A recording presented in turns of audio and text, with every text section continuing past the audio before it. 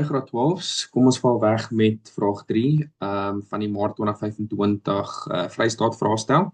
Nou hierdie vraag het spesifiek gehandel oor die kontantvloei staat en interpretasie.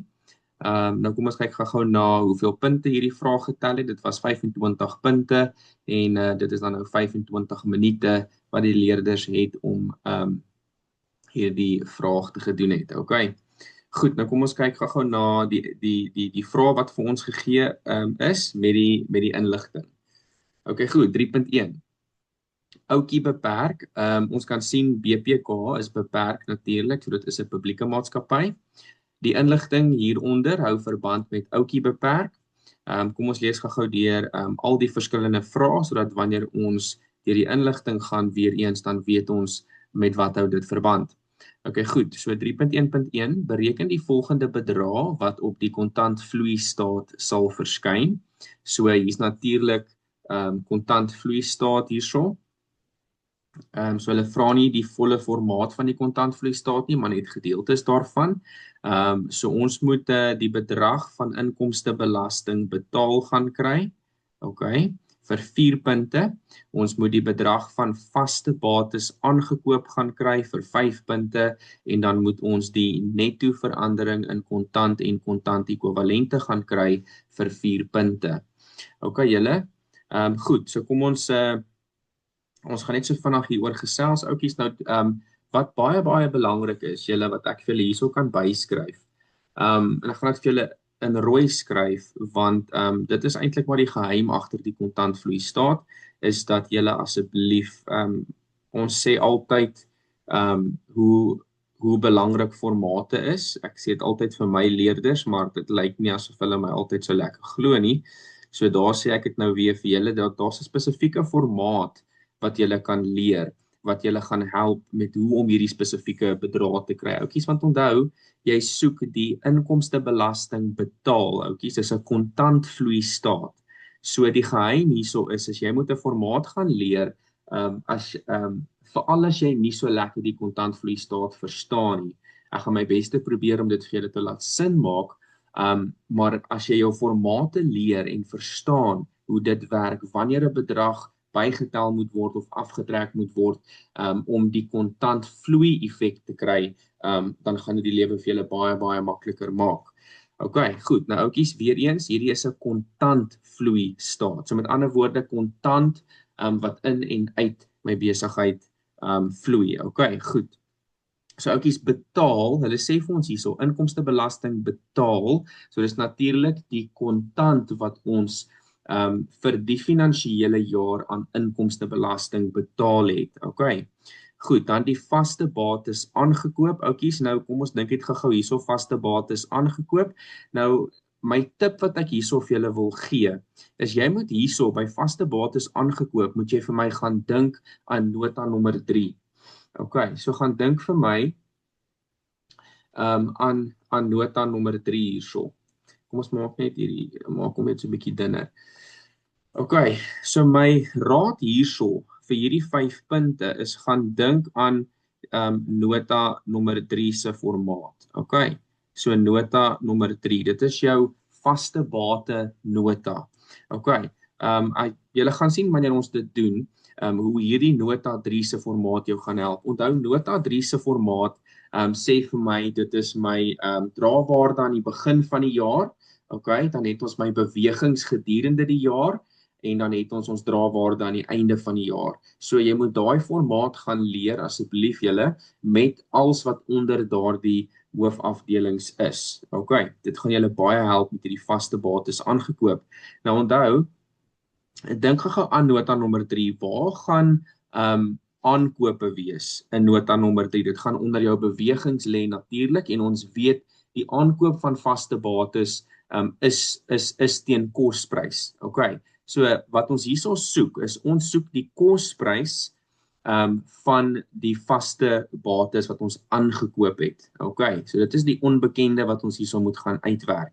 Die kosprys. Die kosprys is die prys wat ons vir die vaste bate betaal het. Okay, so in die geval kan 'n mens gaan sê dat die kosprys is dan die kontant wat ons fisies betaal het om daardie vaste bate te kry. Verstaan julle? So dit gaan die antwoord hierso wees om die kosprys van daardie vaste bates wat ons aangekoop het te kry. Okay, en dan die netto verandering in kontant en kontant ekwivalente. Oukies, dit is dan nou die verskil. Hierdie is eintlik baie maklik, maar weer eens formaat julle. So hierdie netto verandering, okay? Dit beteken wat het met my kontant gebeur vanaf die begin van die jaar tot by die einde van die jaar. So ons gaan na ons begin van die jaar balans kyk of saldo kyk en ons gaan dit vergelyk met die saldo aan die einde van die jaar in terme van my kontant. Okay. My bankbalans. Ons gaan kyk wat het gebeur met die kontant se saldo aan die begin van die jaar teenoor die saldo aan die einde van die jaar. Okay.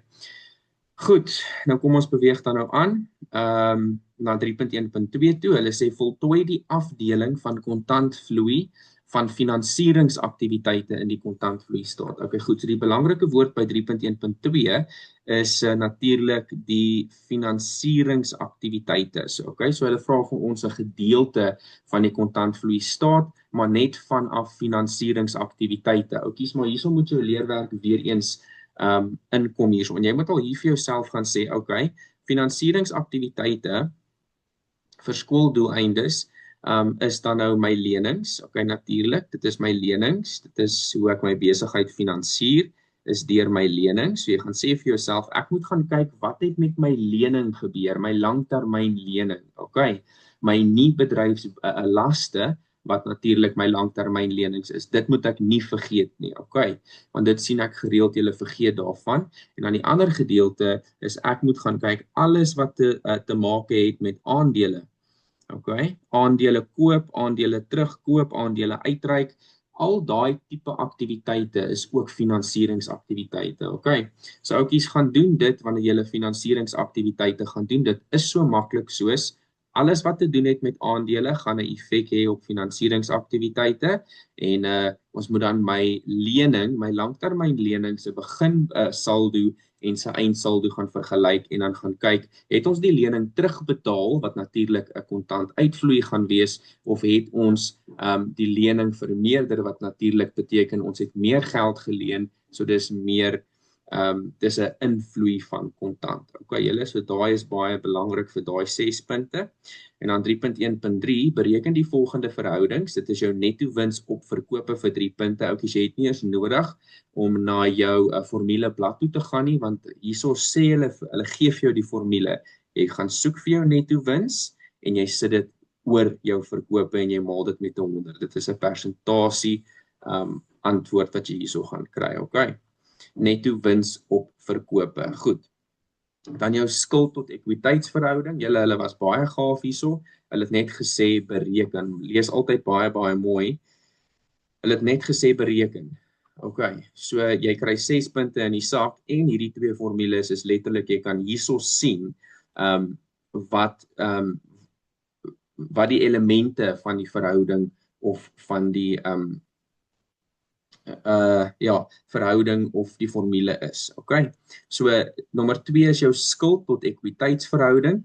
Okay, julle, dit is lekker maklik. Ons gaan nie ekwiteit natuurlik van ons inligting afkry en dit net so gaan insit ons totale ekwiteit en dan oukies hierdie skuld hierso moet julle net vir my onthou, nê?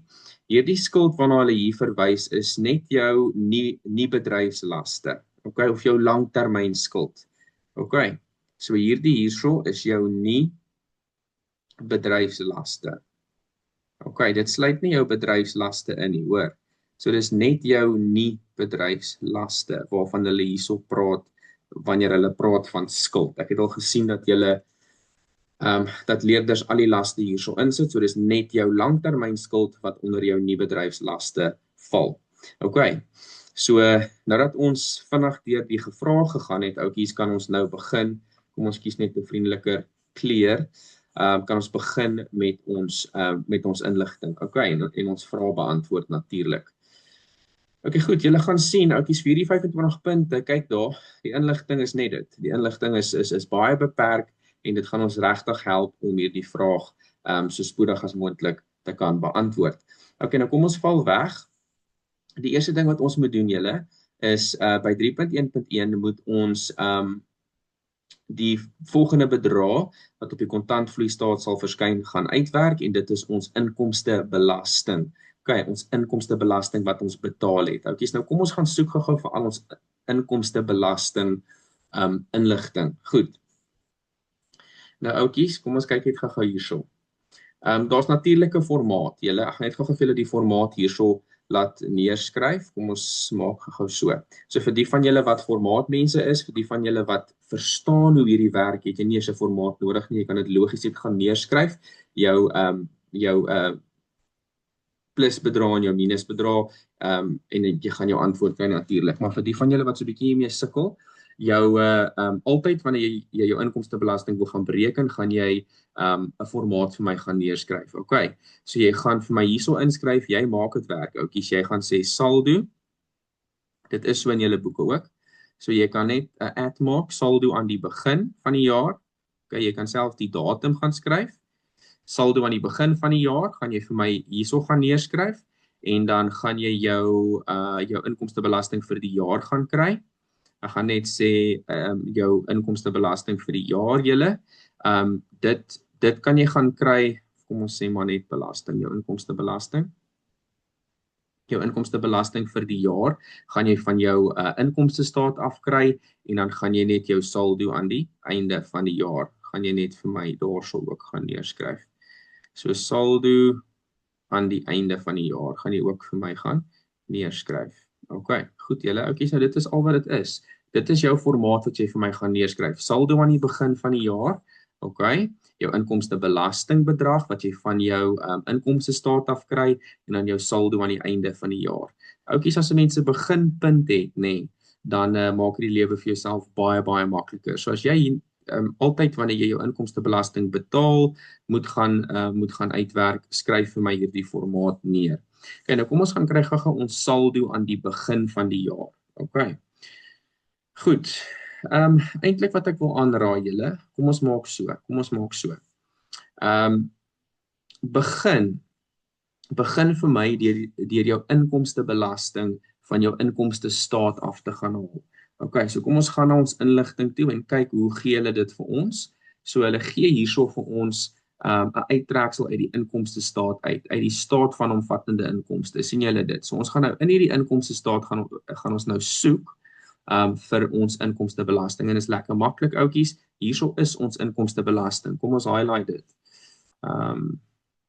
Kom ons highlight ons inkomstebelasting. Daarso is ons inkomstebelasting vir ons huidige finansiële jaar. Julle, kom ons kyk net gou wat is ons finansiële jaar? Dit was nie in die vraag vir ons gegee nie. Ons finansiële jaar eindig op 28 Februarie 2025 oukies en dit beteken natuurlik dat ons finansiële jaar begin op 1 Maart 2024, nee, ons almal weet nou al hoe dit werk. Goed, so daar's my 12 maande, my finansiële jaar. Nou, jou inkomstebelasting gaan vat jy vir my oukies, dis R444,000. So jy gaan vat jou inkomstebelasting vir die jaar, nee, jou inkomstebelasting van die staat van omvattende inkomste af en jy gaan skryf hom vir my op sy plek. OK, so dit gaan in die middel wees. Dis nie 'n saldo nie. Hierdie is jou inkomstebelasting vir die jaar. OK, en jou inkomstebelasting vir die jaar, 444,000 gaan 'n positiewe bedrag wees. OK, oukies, want daai geld, nê, dit is die belasting wat vir die hele jaar uitgewerk is, gebaseer op die maatskappy se winste natuurlik. OK, se winste of verliese, maar natuurlik as ons so groot bedrag inkomstebelasting moet betaal, is dit natuurlik op winste gebaseer. Okay, maar ek maak nie saak nie, gaan skryf net vir my jou inkomstebelastingbedrag langs jou inkomstebelastinglyn neer en maak hom vir my positief. OK. Goed. Oukies natuurlik, okay ja, gaan doen dit vir my so. En dan moet jy gaan soek vir jou saldo aan die begin van die jaar. Okay, nou dit gaan natuurlik op jou staat van finansiële posisie wees, nê. So kom ons gaan soek vir ons saldo aan die begin van die jaar. Oukies, nou hierso moet ons baie mooi kyk. Ons moet hierso gaan uitwerk tussen hierdie twee of nie uitwerk nie, gaan kyk tussen hierdie twee kolomme, wat is die begin van die jaar, wat is die einde van die jaar, asseblief ouetjies, ek het al gesien dat leerders dit omruil, en dan groot foute maak. So ouetjies, hierso is 2024, ouetjies, so dit is natuurlik die begin van ons finansiële jaar, en hierdie is 28 Februarie 2025, wat die einde van my finansiële jaar is, ouetjies. So die regterkantste kolom, dit is my openingssaldo's, okay, saldo's en balanse, en die linkerkant van hierdie staat van finansiële posisie, dit is natuurlik my eindsaldo's, okay.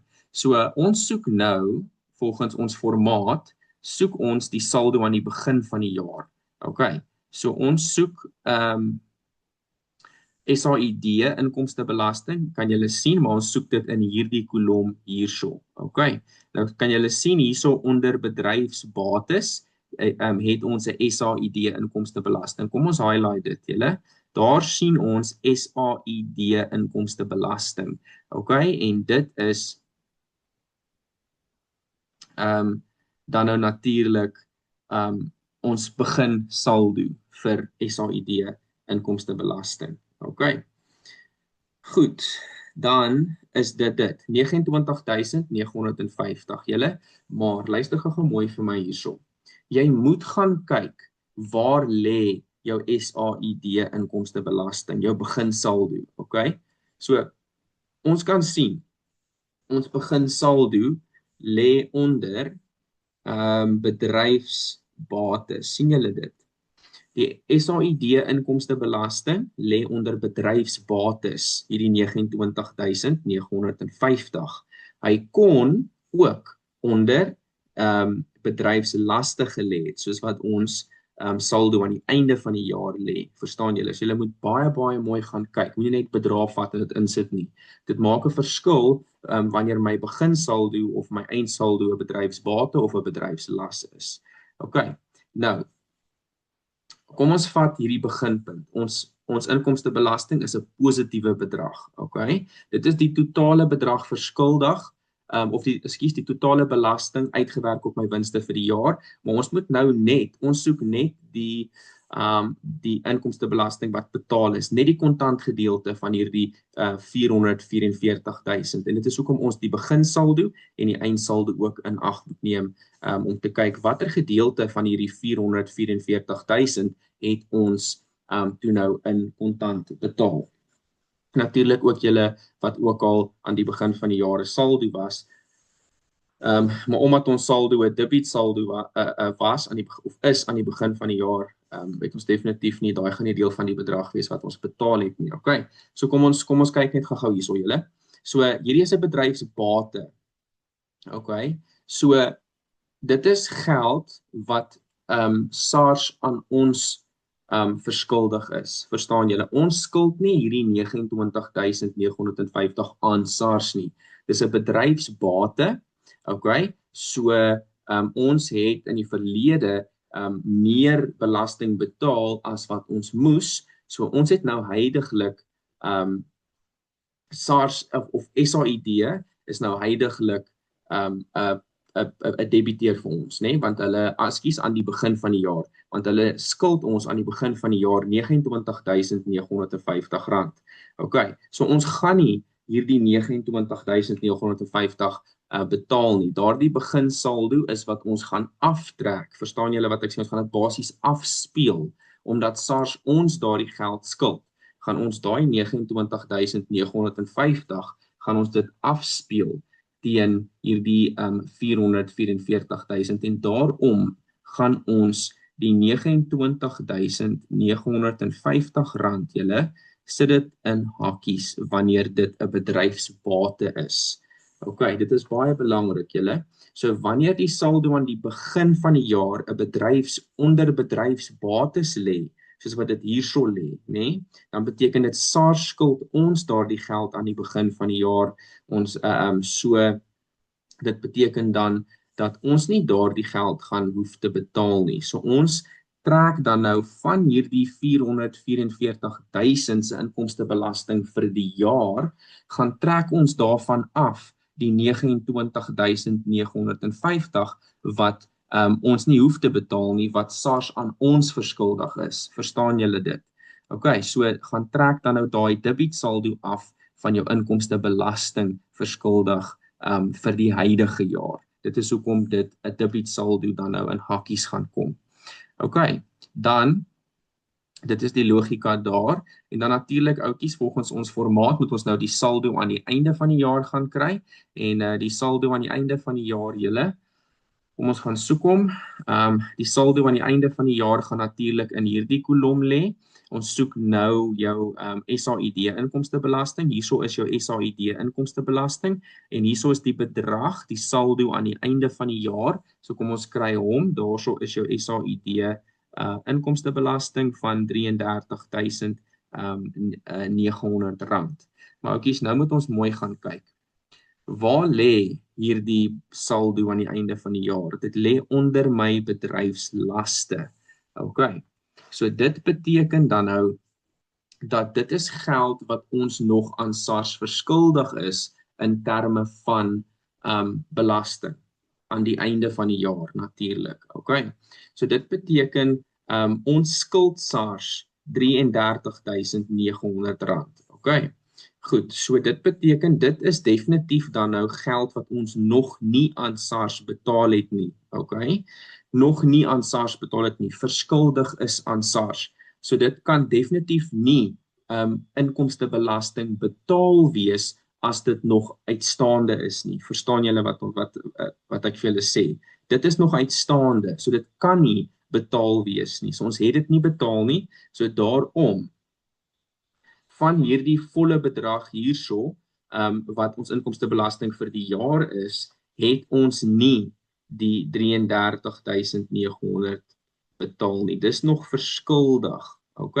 So, oukies, wat gaan ons nou doen? Nou moet jy besluit, gaan jy die saldo aan die einde 'n positiewe saldo los of 'n negatiewe bedrag los hierso in die berekening van jou kontant uitvloei as gevolg van die inkomstebelasting wat jy betaal het, oukies?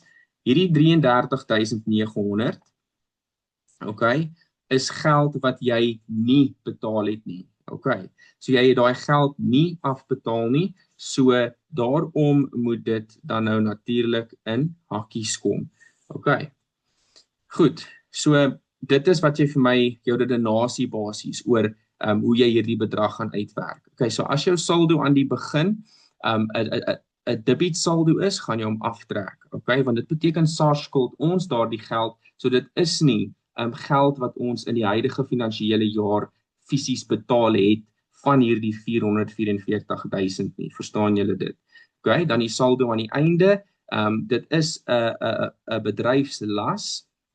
So dit is geld wat nog verskuldig is. So van hierdie bedrag wat ons of van ons inkomstebelasting bedrag vir die jaar het ons nog nie 33.900 betaal nie. So dit kon nie kontant betaal gewees het nie. So ons moet dit gaan aftrek van ons totale inkomstebelasting af. Oukies, so kan julle sien, my totale inkomstebelasting vir die jaar, hierdie positiewe bedrag, nê, minus hierdie bedrag wat nie kontant is nie, minus hierdie bedrag wat nie kontant is nie, gaan natuurlik vir my 'n bedrag gee wat oorbly wat ons kontant betaal het aan SARS. OK, so dit is hoe hierdie redenasie hierso werk. So dis jou inkomstebelasting en dan trek jy af saldos of balanse wat basies nie deur ons betaal is nie. OK, so jou verskuldige saldo aan die einde en die bedrag wat deur SARS aan ons verskuldig was aan die begin natuurlik. OK. Goed julle, so natuurlik gaan die teenoorgestelde dan nou waar wees. As die saldo aan die begin onder bedryfslaste was, sou jy hom bygetel het. OK, en die saldo aan die einde as dit onder bedryfsbates was, dan sou jy hom natuurlik bygetel het. OK, goed. So kom ons kyk nou maar net hierso na ons finale antwoord. So jy kan nou letterlik net die netto effek hiervan gaan uitwerk. So jy kan in die middel begin of jy kan van bo tot onder gaan. Jy kan jou 444.000 totale inkomstebelasting vat en dan minus jy die 29.950 wat SARS aan ons verskuldig was aan die begin van die jaar, en dan gaan trek jy ook af die 33.900 rand wat ons nog nie betaal het nie, en dit gaan vir jou gee 380.150 rand. En dit is dan nou jou antwoord wat jy hierso vir my gaan gee. Dit gaan wees jou 380.150 rand. Dit is wat ons fisies betaal het, kontant. Oukies, is kontant wat uitgevloei het. Van hierdie 444.000 was net die 380.000 kontant as gevolg van die begin en die eindsaldo se effek. OK, dit is basies die beginsel hier agter. OK, kom ons beweeg dan nou aan na die volgende ouetjie toe wat ons moet gaan uitwerk, en dit is jou vaste bates wat ons aangekoop het. En soos ek hier vir julle gesê het, gaan dink altyd aan nota nommer 3. OK, en wanneer ons met vaste bates werk, werk ons natuurlik met jou drawaarde aan die begin van die jaar, en dan jou bewegings gedurende die jaar, en jou drawaarde aan die einde van die jaar. OK, dit is hoe ons werk in nota nommer 3. So kom ons gaan werk net gou so in ons antwoord. Nou, jy gaan jou formaat gaan basies dan nou lyk soos nota nommer 3. OK. So jy gaan hierso vir my gaan sê dat jy gaan werk met jou saldo aan die begin van die jaar, of jy kan vir my gaan skryf jou drawaarde aan die begin van die jaar, né? Want dit is wat nota nommer 3 doen. Die heel eerste of jou drawaarde aan die begin van die jaar, en dan het jy natuurlik al jou bewegings, né? Wat is jou bewegings? Jy het jou aankope, né? Jy het jou aankope, goed. So jy gaan dit daarso skryf, jou bewegings is jou aankope teen kosprys, né? En dit is natuurlik wat ons wil gaan uitwerk, né? So daai gaan 'n onbekende bedrag wees. En dan het jy jou verkope, en dan het jy ook jou waardevermindering. Oukies, maar om nou nie te veel plek hier te vat nie, kom ons kyk gou na ons vaste bates. Ons kyk na die inligting oor ons vaste bates. Hulle sê bykomende vaste bates is gedurende die jaar aangekoop, en okay, so daar is bates verkoop ook. So ons gaan jy gaan verkope hier gaan bysit. Okay, so dis jou aankope wat ons bytel, en volgens nota nommer 3 trek ons verkope af. OK, en dan gaan trek ons ook ons waardevermindering af, en dan laastens het ons drawaarde aan die einde van die jaar. OK, goed. Ons drawaarde aan die einde van die jaar. OK, so dit is jou formaat. Ekskuus, die spasie is baie klein, maar dit is jou formaat wat jy kan gebruik om gaan lees maar altyd jou inligting. As daar byvoorbeeld nie verkope was gedurende die jaar nie, dan kan 'n mens daai lyntjie byvoorbeeld uitlos. OK, nou kom ons gaan vul gou al die bedrae hierso in. Oukies, ons moet vaste bates aangekoop gaan uitwerk. Die geld wat ons die kontant uitvloei as gevolg van die aankoop van vaste bates. OK, so hierdie aankope is die eintlike bedrag wat hulle soek. OK, want aankope is teen kosprys, en kosprys is dan wat ons fisies vir ons vaste bates betaal. So ons gaan nou al die ander bedrae gaan invul, en dan gaan die aankope bedrag 'n balanserende bedrag wees, en dan het ons kontant uitvloei as gevolg van die aankoop van vaste bates. Nou kom ons gaan soek die drawaarde aan die begin van die jaar julle. In ons natuurlik, ons vaste bates kry ons in ons staat van finansiële posisie. So kom ons kyk gou. Hierso is ons vaste bates. Kyk hierso, vaste bates teen drawaarde. sien julle, vaste bates teen drawaarde.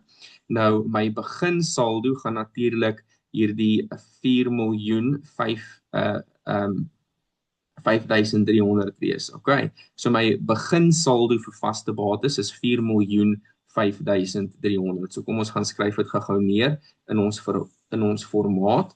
My beginsaldo is 4.500.300 rand. Dis my beginsaldo. OK.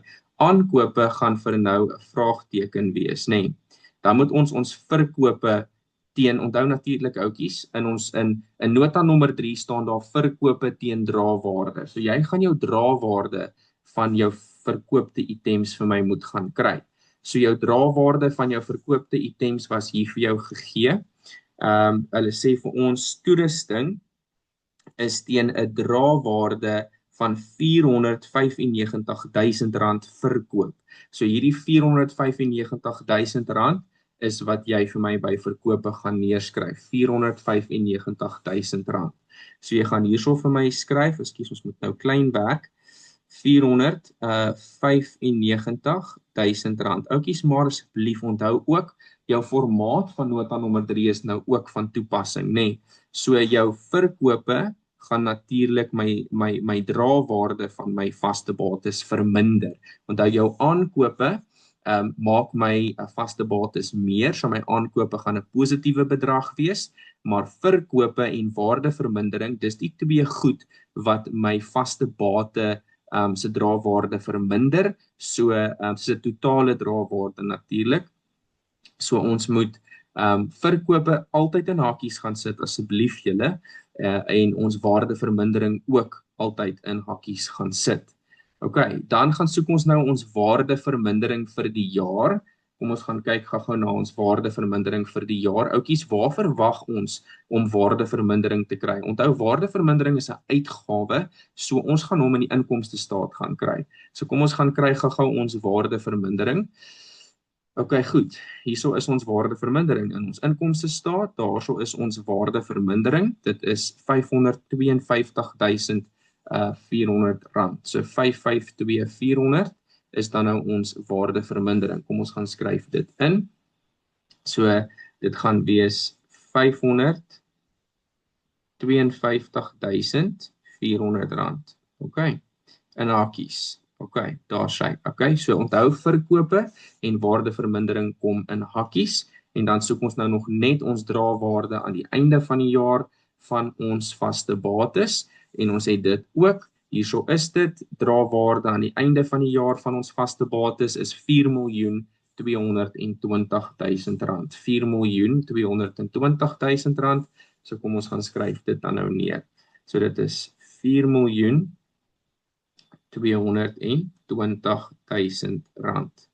OK.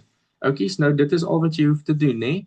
Nou, natuurlik, werk jy van jy kan van onderaf boontoe werk en al wat jy gaan doen is jy gaan letterlik die teenoorgestelde natuurlik as ons van onderaf boontoe werk dan doen ons die teenoorgestelde bewerkings as wat dit van bo af ondertoe is. OK. So onthou hierdie bewerkings wat ons hier het is gebaseer op die nota nommer 3 wat ons van bo na onder werk. So kom ons werk van onderaf boontoe en ons kry ons vraagtekentjie hierso, ons balanserende bedrag. OK, so jy gaan vir my begin by jou eindsaldo. Jy gaan vir my sê R4.220.000 en in plaas van aftrek gaan jy vir my plus R552.400, dan in plaas van aftrek gaan jy vir my die R495.000 gaan bytel. En dan natuurlik gaan jy jou begin drawaarde, hy is 'n positiewe bedrag, so jy moet die teenoorgestelde doen, so jy kan hom vir my gaan aftrek. So ons gaan die 4.005.300 gaan ons gaan aftrek en dan gaan ons balanserende bedrag kry. Ons bedrag wat ons kort hierso wat natuurlik 'n positiewe bedrag gaan wees, né, in my nota, maar onthou die actual bedrag vir aankope, omdat aankope teen kosprys is, gaan my kontant uitvloei wees van my aankope. So die antwoord wat jy nou vir my gekry het, moet 1.262.100 wees. So dan kan jy dit sommer in jou antwoordkolom vir my gaan skryf. 1.262.100 rand. OK, so dit is hoe 'n mens die kontant effek gaan uitwerk van vaste bates aangekoop. Gaan dink aan nota nommer 3. OK, goed, kom ons beweeg aan na die volgende een toe. Dit is jou netto verandering in kontant en kontant ekwivalente. Nou soos ek net nou vir julle gesê, dis lekker maklik. Jy gaan kyk net na jou beginsaldo van kontant en kontant ekwivalente versus jou eindsaldo van kontant en kontant ekwivalente en dit is basies net wat het met my kontantbalans gebeur. Okay, dit is basies wat ons hierso wil gaan uitvind. So kom ons gaan doen presies dit. Ons soek net ons beginsaldo. Kom ons kyk gou na die formaat wat vir ons gegee word. Kan julle sien, gelukkig word die formaat hier vir ons gegee vir 4 punte, maar asseblief julle weer eens, hierdie kon oopgelos gewees het en jy moet weer eens jou formaat, soos wat jy hier by jou inkomstebelasting betale formaat het en by jou vaste bates aangekope formaat het, gaan jy ook 'n formaat moet hê of uit jou kop uit moet ken, sodat jy nie hierdie 4 punte weggooi nie. Maar ek het nou klaar vir julle gesê, jy moet basies net gaan sê dit is jou saldo aan die begin van die jaar en jou saldo aan die einde van die jaar, en dan moet jy gaan kyk wat het van jou een saldo na jou ander saldo plaasgevind, wat het met my kontant plaasgevind om vanaf die een saldo tot by die ander saldo te kom, en dan moet jy daai verandering vir my daarbo gaan skryf. So dis 'n verskriklike maklike formaat, maar jy moet dit vir my uit jou kop uit gaan ken. Okay, kom ons kry gou-gou, ouetjies, jy begin hierso, dis dalk wat ek vir julle moet sê. Jy begin met jou saldo aan die begin van die jaar, kom ons gaan soek dit gou-gou. So saldo aan die begin van die jaar, dit gaan natuurlik kontant en kontant ekwivalente. Dit gaan natuurlik op jou staat van finansiële posisie wees, nê? Nee. So hierso is dit, kontant en kontant ekwivalente. Sien julle dit? Maar ouetjies, ons moet nou regtig hier's nog iets waarna julle baie mooi moet luister. Okay. En ek gaan rooi ook hierso gebruik. Hierso is ons kontant en kontant ekwivalente onder bedryfsbates. Kom ons highlight dit. Kan julle sien, ons het kontant en kontant ekwivalente beginsaldo van 22.605 en ons het 'n kontant en kontant ekwivalente eindsaldo van R18.250. Okay, dit is nogals belangrik om te sien en dit val natuurlik onder my bedryfsbates. Okay, dan moet julle altyd vir my gaan kyk. Okay, so jy kyk nie net na hierdie een gedeelte van kontant en kontant ekwivalente nie. Jy moet altyd onder bedryfslaste ook gaan kyk of jy nie 'n bankoortrekking het nie. Okay. En in die geval, kyk hierso onder bedryfslaste, jy het 'n bankoortrekking. Jy moet altyd gaan kyk of jy nie 'n bankoortrekking ook gehad het nie. Okay. So daarom is dit baie belangrik dat jy hierdie bankoortrekking ook in ag neem. Nou wanneer het ons hierdie bankoortrekking gehad? Ons het hom net aan die begin van die jaar gehad, die beginsaldo. Ons het hom nie aan die einde van die jaar gehad nie. So ons het herstel, ons het positiewe kontantvloei gehad wat ons dan nou uit die bankoortrekking gekry het. Okay. Nou ouetjies, wat doen 'n mens nou? Onthou, jy moet 'n beginsaldo gaan kry, nê? Nee. Ons soek saldo aan die begin van die jaar. Nou daar's twee bedrae, kan julle sien. Hierso is 'n bedrag, dis 'n positiewe bedrag, nê, van 22.605, okay? En dan het ons ook 'n bankoortrekking. Oukies, dit beteken dat ek basies, dis 'n korttermynlening by die bank. Ek het meer geld spandeer in daardie spesifieke bankrekening as wat ek natuurlik geld in die bank gehad het. So dan is dit nou natuurlik 'n negatiewe banksaldo. Okay, 'n negatiewe bankbalans.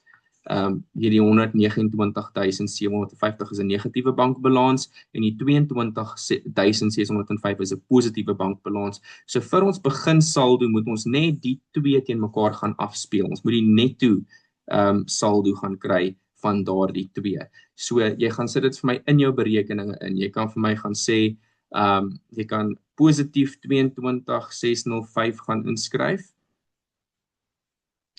Okay, gaan maak dit vir my 'n hakie hierso, gaan wys die berekening. So dit gaan 22.605 wees, okay? Dit is my positiewe en dan van dit af gaan trek ek af my bankoortrekking wat 129.720 is.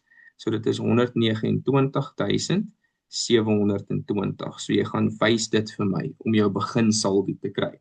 So jy gaan sê 22.605 minus 129.720 en dan gaan jy 'n negatiewe, ouetjies, asseblief.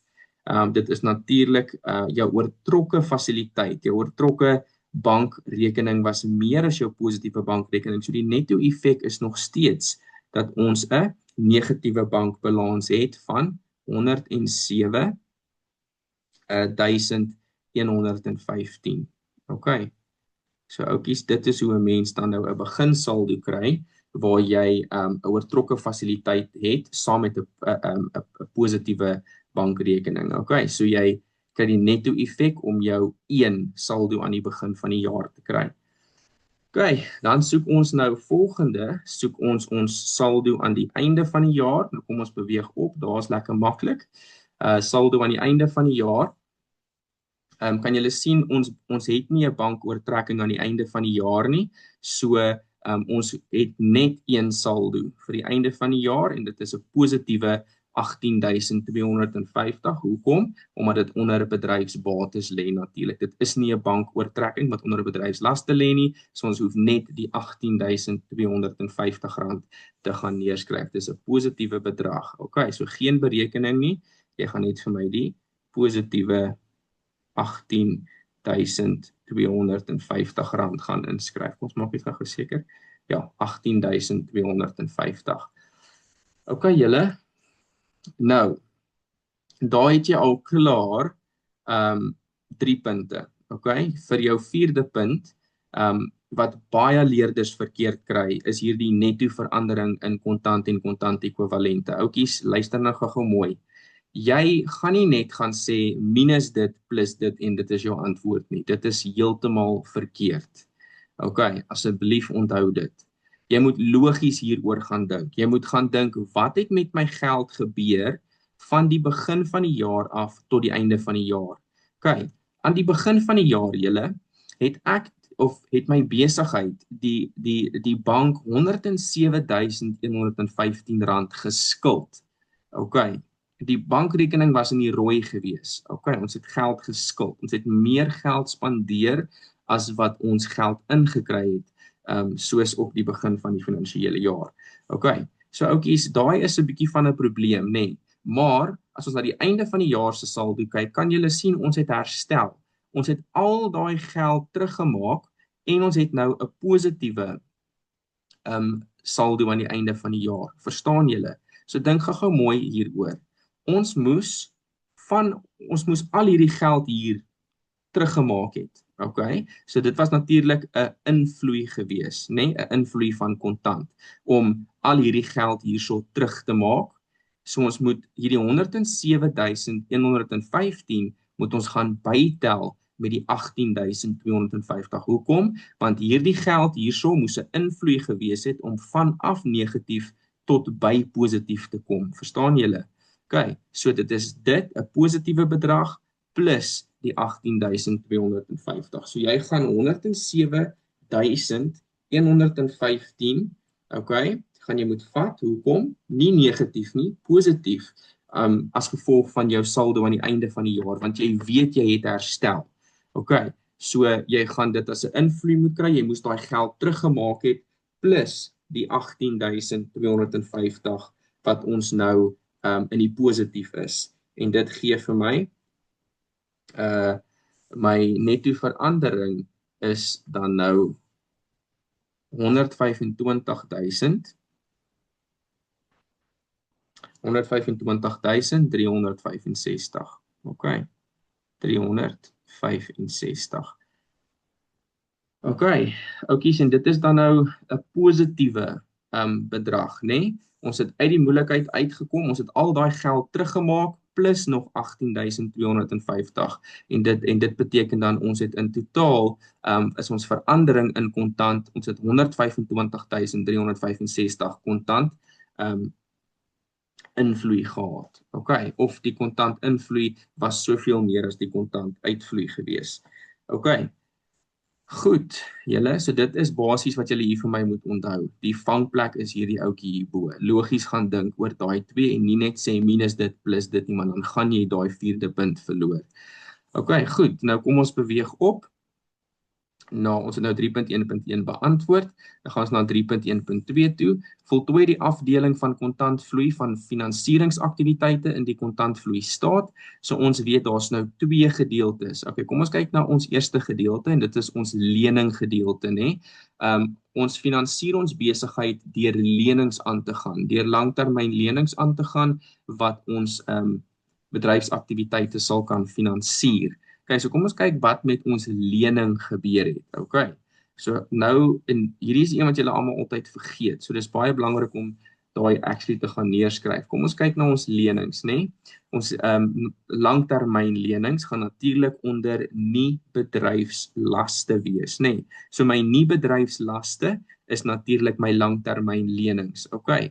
Nou jy moet slegs vir my gaan kyk wat het gebeur van die begin van die jaar tot aan die einde van die jaar. Okay, wat het gebeur met jou lenings? Kan julle sien my lening aan die begin van die jaar was 4.2 miljoen en aan die einde van die jaar is hy meer. Okay, hy's op of my lenings is op, het vermeerder, toegeneem vanaf 4.2 miljoen na 4.8 miljoen. Dit beteken oukies ek het meer lenings aangegaan, nê? En wat beteken dit om 'n lening aan te gaan? Kry jy geld of verloor jy geld wanneer jy 'n lening aangaan, oukies? Jy kry geld. As jy geld by iemand leen, dan kry jy geld. So dit is 'n invloei van kontant. Okay, so onthou net dit vir my. Wanneer jou langtermynleningsbalans meer geword het, is dit 'n kontant invloei want jy het meer geld geleen. Nou kom ons skryf uit gou-gou ons berekening daarso. So eerstens moet jy vir my gaan sê ons weet dit is 'n toename in lenings, nê? 'n Toename in lenings. So kom ons gaan skryf dit neer. Okay, so toename in lenings. Hierso het hulle klaar vir ons die opbrengs uit uitgereikte aandele in. Ons gaan nou net hier gaan byskryf dat ons het onthou om na ons lenings te kyk en daar was 'n toename in ons lenings gewees. Okay, so toename in ons lenings. Okay, en dan moet jy hier vir my jou berekening gaan insit. Okay, wat was die saldo aan die einde van die jaar? Was 4.828.200. Okay, so dit was 4.828.200. Okay, dit was die saldo aan die einde van die jaar en ons gaan trek af die saldo aan die begin van die jaar wat 4.2 miljoen was. Okay. Goed, daar's jou berekening, nê, vir jou toename in jou lenings. En dit gaan natuurlik 628.200 wees. Ja, 628.200. Oukies, dit was my toename in my lenings, nê, maar onthou nou, hierdie is jou actual kontantvloei staat. Jy moet altyd gaan dink in terme van kontantvloei. Jy kan nie net vir my die antwoord daar gaan neerskryf nie. Wanneer jy in 'n kontantvloei staat hier bedrag gaan inskryf, moet jy altyd gaan sê, is dit 'n kontant uitvloei of is dit 'n kontant invloei? Nou kom ons kyk wat klaar hier staan. Opbrengs uit uitgereikte aandele. Wanneer 'n maatskappy aandele uitreik, hulle reik aandele uit aan die publiek en die publiek betaal vir daardie aandele. So die opbrengs uit uitgereikte aandele, dit is 'n invloei van kontant. Hierdie 1.2 miljoen was 'n invloei van aandeelhouers wat ons aandele gekoop het en daarom is dit 'n positiewe 1.2 miljoen, okay? Toename in lenings, soos ek vir julle gesê het, ons leningssaldo het meer geword van 1.2 na 4.8, van 4.2 na 4.8. So ons het meer geld geleen vir ons besigheidsaktiwiteite en ons weet wanneer ons geld leen dan kry ons geld, so hierdie is ook 'n invloei van fondse. Okay, so daarom gaan ons om 'n positiewe bedrag los. Okay, so 'n toename in lenings is 'n invloei van geld, so dis 'n positiewe bedrag. Dan beweeg ons op om nou verder te kyk. Ons het nou ons leningsaspek het ons nou na gekyk, né? Dis nou klaar afgehandel. Ons het nie daarvan vergeet nie. Nou gaan kyk ons na ons aandele aspek van finansieringsaktiwiteite. En finansieringsaktiwiteite hierso is al klaar, die uitgereikte aandele is al klaar hier.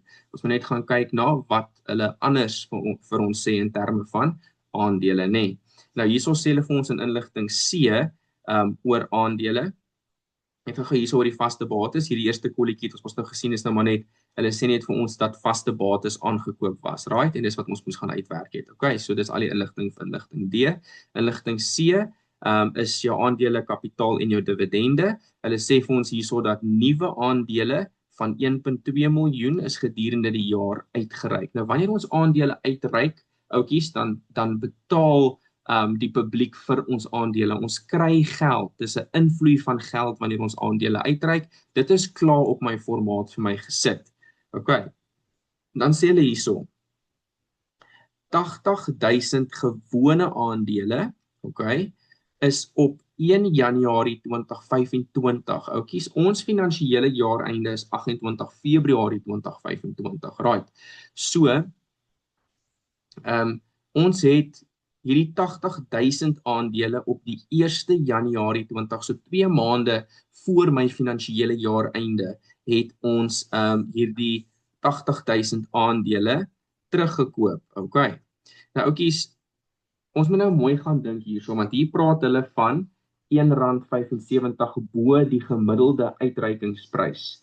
So hulle praat van R1.75 bo, okay? Bo beteken dat jy dit gaan bytel vir die totale bedrag wat ons aandeelhouers betaal het vir ons aandele.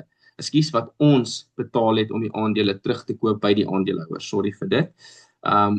Bo die gemiddelde uitreikingsprys van R4.30. Okay. Nou kies, dink net gou mooi. Wanneer ons werk met ons behoue verdienste, okay, dan hanteer ons hierdie R1.75, hierdie premie wat ons betaal bo ons gemiddelde uitreikingsprys, ons trek dit dan af. Ons vat die 80.000 maal die R1.75 en ons trek dit af van behoue verdienste. Right. Dit weet ons. Maar wanneer ons by die kontantvloeistaat werk, soek ons die totale terugkoopprys. Okay. So jy soek die totale prys. Okay, die totale terugkoopprys. So al hierdie terugkoopprys. Al hierdie shenanigans met R1.75 en wat alles. Jy soek die totale terugkoopprys, want dit is natuurlik dan die uitvloei. Dis wat ons betaal het per aandeel wat ons teruggekoop het. Okay. So vir die totale terugkoopprys, vat jy jou R1.75 plus die R4.30. Verstaan julle? Want ons het die aandele teruggekoop vir R1.75 meer as die R4.30 wat die gemiddelde uitreikingsprys is. So wat ons betaal het is die R4.30 plus die R1.75. Verstaan julle? So asseblief, gaan tel dan nou daai twee bedrae bymekaar en dan maal jy dit met jou 80.000 aandele. Okay. So kom ons gaan sê R1.75 plus jou R4.30. Dit gee vir jou R6.05. Okay. So ons het hierdie 80.000 aandele teruggekoop teen R6.05 per aandeel. Nou dit is die berekening wat jy vir my hierso gaan insit. Okay. So jy gaan hierso vir my gaan sê jou terugkoop van aandele. Okay. So jou terugkoop van aandele. Onthou, jy vat jou aantal aandele wat jy teruggekoop het en dit is R80.000 en jy maal dit met jou totale terugkoopprys wat dan nou R6.05 was. Okay, maak toe jou hakkie en dan gaan sê jy net vir my, gaan werk gou uit wat dit is en dan gaan jy R484.000 kry. So jy gaan skryf dan vir my jou R484.000. Dit is wat die maatskappy betaal het om daardie aandele terug te koop. En oukies, mooi gaan dink. Onthou, in jou kontantvloeistaat altyd versigtig wees, né? In jou kontantvloeistaat gaan dink mooi. Moenie net bedrae hier gaan inskryf nie, gaan kyk is dit 'n kontant invloei of is dit 'n kontant uitvloei. Okay. Nou want 'n terugkoop van aandele, die maatskappy het hulle aandele teruggekoop. So wanneer 'n maatskappy iets koop, is dit 'n uitvloei van geld. So natuurlik gaan ons hierdie R484.000 in hakkies moet gaan sit omdat dit 'n uitvloei van kontant is. Okay. Goed, oukies, nou dat ons al die bedrae het hierso, kan ons kontantvloei van finansieringsaktiwiteite so totaal gaan kry. So, jy gaan jou 1.2 miljoen vat, daarby gaan jy tel die invloei van 628.200 en dan gaan jy gaan aftrek die uitvloei van die terugkoop van aandele van R484.000 en dan gaan jy jou antwoord kry van R1.344.200. En ouetjies, dit is dan nou 'n totale invloei van kontant vanuit finansieringsaktiwiteite. So hierdie 1.344.200, dit is 'n invloei want die netto effek van my finansieringsaktiwiteite is 'n positiewe bedrag. OK, goed. OK. Nou dit was die kontantvloei staat dinge gewees. Julle soos julle kan sien, alles is basies net 'n formaat en dan net baie mooi gaan dink hierso, wanneer dit 'n uitvloei of 'n invloei is. OK. Nou ons moet ook hierso gaan kyk, ouetjies, hulle gaan nou nie hierso noodwendig. Gaan dit net gou mooi hierso. Hulle sê bereken inkomstebelasting betaal. OK, so inkomstebelasting betaal wat op jou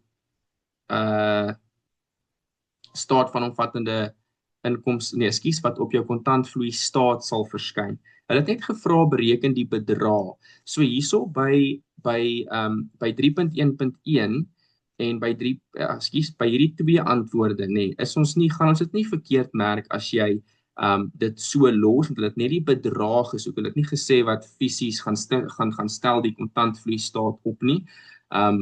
Hulle het net die bedrag gesoek. OK. So hierso sal ons dit regmerk as jy hierdie 380.150 positief wys of in hakies wys omdat betaal 'n uitvloei is. Verstaan julle?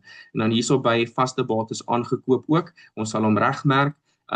Tekens hierso maak nie saak. Julle moet net baie mooi lees. As ons dit soek op die kontantvloei staat, is dit baie belangrik om jou hakies te gaan bysit, nê? Want albei hierdie bedrag is uitvloeie. Betaal is 'n uitvloei en aangekoop is 'n uitvloei. So dan moet hierdie goed natuurlik, as dit op die gesig van jou kontantvloei staat was, is dit baie belangrik om hierdie twee bedrae negatief te gaan wys. OK. Ek wil net dit bygenoem het. En dan kan julle sien hierso is natuurlik op jou kontantvloei staat en dan hier by 3.1.2 ook op jou kontantvloei staat. OK. So daarom is dit baie belangrik om te gaan kyk na invloeye en uitvloeye van kontant. OK. Maar as ek julle was vir veiligheid, gaan sit altyd 'n uitvloei in hakies, so jy kon hierdie twee antwoorde ook in hakies gaan sit het. OK. So om seker te maak jy verloor nie punte omdat jy verkeerd gelees het nie. OK, goed. Dan die laaste gedeelte wat die maklikste gedeelte was julle is ons moet net 'n paar verhoudings gaan uitwerk en dit is jou netto wins op verkope vir 3 punte. So kom ons gaan doen dit. Ouetjies, ons soek ons netto wins. Kom ons kyk dit gou-gou. Ouetjies, nou hierso kan julle sien, né? Daar het ons 'n netto wins en daar het ons 'n netto wins. sien julle? Die een is 'n netto wins voor belasting en die ander een is 'n netto wins na belasting. Maar wat het hulle hier gesê? Hulle het net gesê netto wins. So ouetjies, jy kan enige een van hierdie twee gebruik en ons gaan die punte vir jou gee. OK, jy kan enige een van daai twee gebruik en ons gaan die punte vir jou gee. OK, so kom ons doen die netto wins voor belasting wat 1.480.000 is. So jy gaan dan jou netto wins vir jou voor belasting vat van 1.480.000. OK, en dan gaan ons dit oor ons verkope sit natuurlik, né? So gaan sit dit oor jou verkope. Wat is jou verkope? Daar is jou verkope bedrag van R5.180.000. OK, 5.180.000. Goed, so R5.180.000. En onthou, dit is 'n persentasie antwoord, so jy gaan dit maal met 100, dis 'n winsgewendheidberekening, 'n winsgewendheidberekening, so jy gaan dit vir my in persentasie gaan omsit. Ons weet ons antwoord moet hierso 'n persentasie wees. So jy gaan vir my sê R1.480.000 en jy gaan dit vir my deel deur R5.180.000 en dit gaan vir jou gee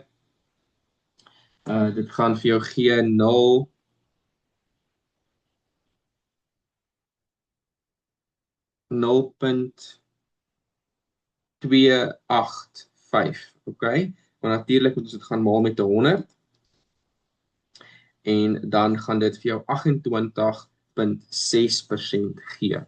OK, so 28.6% is dan jou antwoord vir netto wins op verkope. OK, so netto wins is 28,6% van my verkope bedrag. Okay, en dan natuurlik as 'n mens nou gegaan het, wat ook reg sou gewees het is as jy jou netto wins na belastingbedrag van 1.036.000 gevat het en dit oor jou verkope gesit het, sou dit ook reg gewees het. En dan as jy dit gedoen het, sou jy 20% antwoord hier gekry het. So albei gevalle sou jy jou 3 punte hierso gekry het. Okay, kom ons beweeg aan na die laaste gedeelte toe. Ons moet net ons skuld tot ekwiteitsverhouding gaan kry en dit is baie belangrik ouetjies dat jou skuld hierso het ons klaar vir onsself gesê volgens ons beginsels is ons nie bedryfslaste en ons nie bedryfslaste aan die einde van die jaar is jou 4.828.200. Okay, so jy gaan vir my dit hierso gaan neerskryf. My skuld is 4.828.200 rand tot. Okay, dit is 'n actual verhouding. So dit is tot jou ekwiteit, jou totale ekwiteit. Nou kom ons gaan kry gou ons totale ekwiteit. Op ons inligting, ouetjies, ons totale ekwiteit kry ons dan nou hierso by aandeelhouers ekwiteit.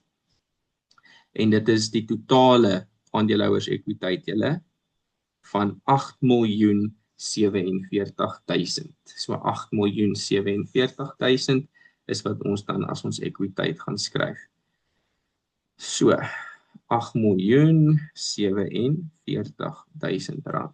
Okay, nou wat weet ons van hierdie verhouding of van verhoudings in rekeningkunde?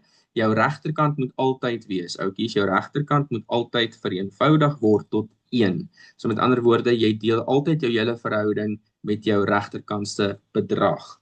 So jy gaan jou 4.828.200 rand vat en jy gaan dit deel deur jou 8.047.000. Okay, en dit gaan vir jou 0,6 gee. Okay, so jou skuld tot ekwiteitsverhouding is 0,6 tot 1. Okay, ouetjies, baie belangrik, asseblief onthou hierdie verhouding of enige verhouding wat nie breekgewys is nie, wat 'n verhouding self is, iets tot iets is, moet jou regterkant 1 wees.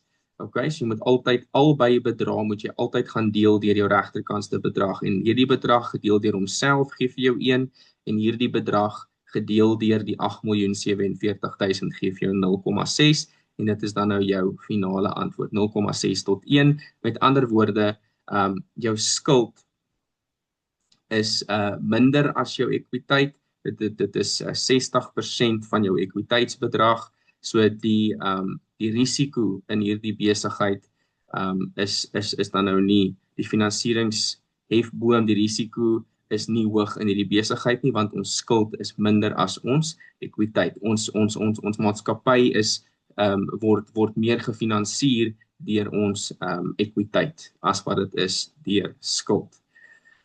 Okay, julle, so daai is die gevolgtrekkings. Kom ons kyk net gou hierso. Dit is altyd beter om jou finale antwoord liewerste in jou antwoordkolom te gaan skryf.